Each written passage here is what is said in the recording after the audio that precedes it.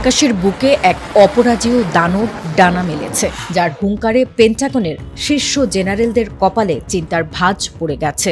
আধুনিক আকাশ যুদ্ধের ইতিহাসে সে একচ্ছত্র সম্রাট। জন্মলগ্ন থেকে আজ পর্যন্ত একটি ডগ ফাইটেও তাকে কেউ মাটিতে নামাতে পারেনি। অবিশ্বাস্য 104-0 কমব্যাট রেকর্ড নিয়ে এই ফাইটার জেটটি এখন আমেরিকার সামরিক শক্তির সামনে সবচেয়ে বড় ভয়ের কারণ হয়ে দাঁড়িয়েছে।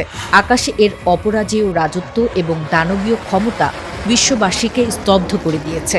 আজকের যুগের আধুনিক বিমানগুলো যখন রাডারের চোখ ফাঁকি দেওয়ার সস্তা প্রযুক্তির পেছনে ছুটছে, তখন এই ফাইটার জেটটি তৈরি হয়েছে গতি আর বিধ্বংসী শক্তির উপর ভর করে।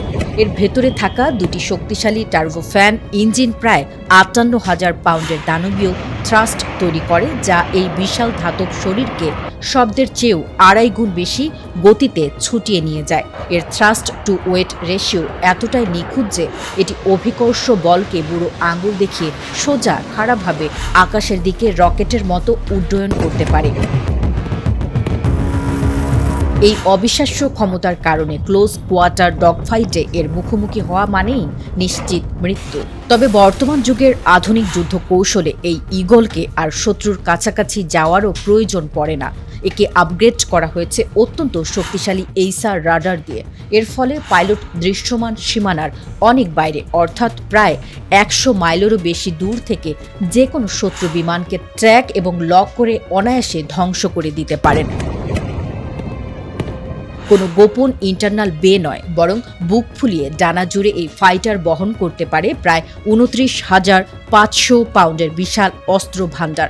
একসঙ্গে 12টি advanced air to air missile নিয়ে যখন এই হেভিওয়েট মিসাইল ট্র্যাক আকাশে ওড়ে, তখন প্রতিপক্ষের পালানোর কোনো পথ থাকে না।